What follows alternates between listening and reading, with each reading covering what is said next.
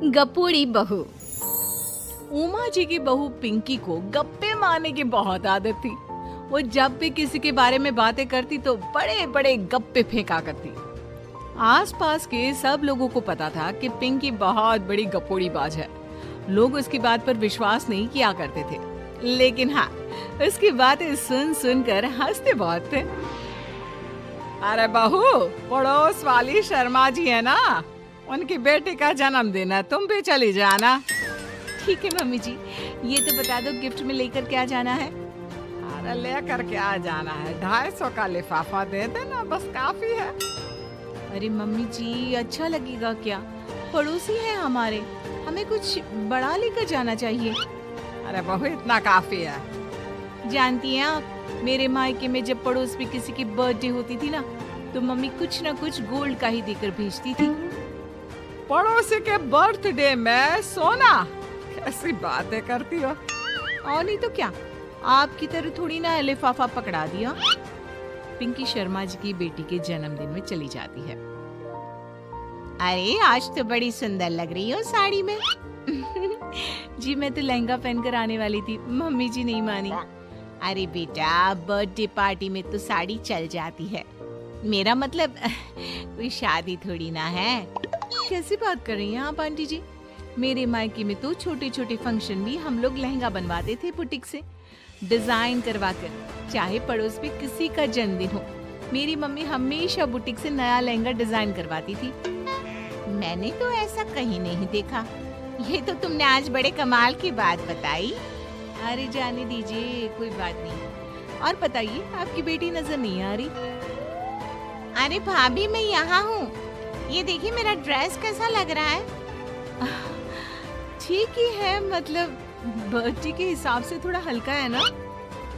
अरे भाभी, इतना सुंदर गाउन पहना है मैंने। मैं ना शादी से पहले अपने बर्थडे पर हमेशा जरी वाला लहंगा पहना करती थी। यही मैं तुम्हारी मम्मी को भी बता रही थी। उसके बाद केक काटने का प्रोग्राम शुरू होता है। सब लोग इकट्ठे हो जाते हैं। शर्मा जी की बेटी का केक देखकर पिंकी से रहा नहीं जाता। उसके अंदर का गपोड़ी बाज बाहर निकल कर आ जाता है। अरे इतना छोटा सा केक! अरे बेटा, मेहमानों के हिसाब से ही है, जितने लोग इतना बड़ा केक। आंटी जी, कम से कम 4 या 5 मंजिल वाला केक तो बनाना चाहिए था। आपकी बेटी का बर्थडे रोज रोज थोड़ी ना आता है। मेरे बर्थडे पर हमेशा पापा 4 केक बनवाते थे। सारे केक 4-4 मंजिल के होते थे। वहां पर सारे लोग उमा जी के मोहल्ले के ही थे और वो पिंकी के गप्पे मारने की आदत से अच्छी तरह वाकिफ थे, इसलिए सब लोग उसकी बात सुनकर हंसने लगे, लेकिन किसी ने पिंकी से कुछ नहीं कहा। एक दिन सुबह सुबह पिंकी ने अपनी सास से कहा, मम्मी जी, मेरे मम्मी पापा मुझसे मिलने के लिए यहाँ आ रहे हैं। अरे वाह, ये तो बहुत अच्छी बात है। उनके आने की तैयारी करो, अच्छा अच्छा खाना बनाओ। वैसे कब तक आएंगे? मम्मी जी फ्लाइट से आ रहे हैं, कल शाम को 4 बजे की फ्लाइट है। फ्लाइट? लेकिन बेटा, तेरा मायका तो यहाँ से 2 घंटे की दूरी पर है। तेरे मम्मी पापा फ्लाइट से कब से आने लगे? अरे मम्मी जी, आपको पता नहीं है, मेरे मम्मी पापा ना आधे घंटे की दूरी के लिए भी फ्लाइट का टिकट बुक करवाती है। अरे गप्पे थोड़े कम मारा करो बहू। कोई फ्लाइट से तब आएगा ना जब यहाँ पर एयरपोर्ट होगा। तुम्हारी मम्मी क्या उड़कर आएगी घर में? अरे हाँ मम्मी जी, मैं तो भूल ही गई थी। वो क्या ना, मेरे मम्मी पापा हमेशा फ्लाइट से ही ट्रैवल करते हैं, तो मेरे दिमाग से ही निकल गया था। अगले दिन पिंकी के मम्मी और पापा पिंकी से मिलने के लिए उसके घर आते हैं। आइए आइए जी, आपका बहुत बहुत स्वागत है। और समधन जी, हमारी बेटे की कोई शिकायत तो नहीं ना? ठीक से संभाल लिया है ना आपका घर? अरे मेरी बहू बहुत समझदार है, घर का काम बहुत अच्छे तरीके से करती है। बस थोड़ा ज्यादा बोलने की आदत है उसे, आपको परेशान करती होगी ना? बात तो आपकी सही है, उसकी थोड़ा ज्यादा नहीं बहुत ज्यादा बोलने की आदत है।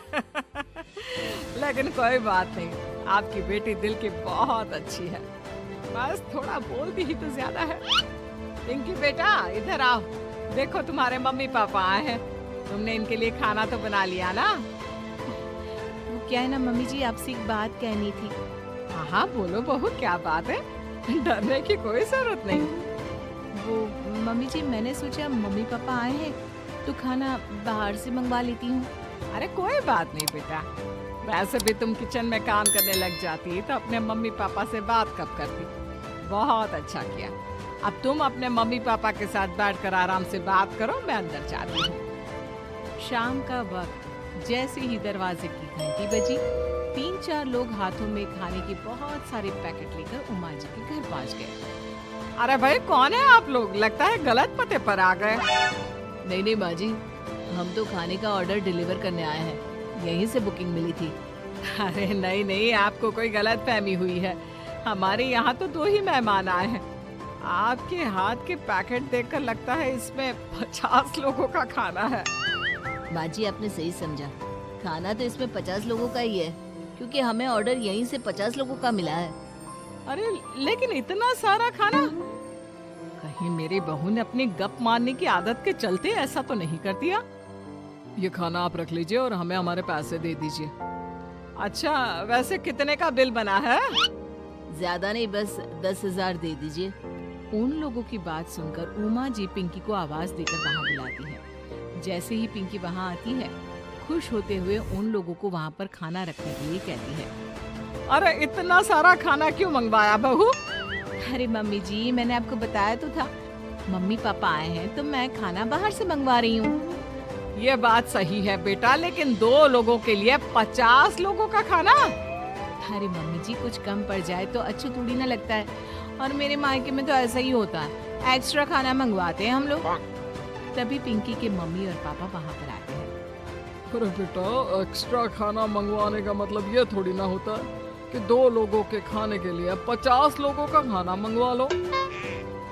और बेटा, तुम्हारी गप मारने की आदत के चलते 10,000 का बिल आया है। तुम्हें नहीं लगता ये गलत है? देखो बहू, बढ़ा चढ़ाकर बातें करना अपनी जगह, लेकिन इतनी बड़ी बड़ी फेंकना भी गलत है ना। पहली बात तो इतने सारे पैसे लगे, और दूसरी बात खाना वेस्ट होगा। आप लोग ठीक कहते हैं, मैं आज के बाद अपनी इस आदत को कंट्रोल करने की कोशिश करूंगी और अब से गप थोड़ी कम मारा करूंगी। पिंकी की बात सुनकर सब लोग हंसने लगे।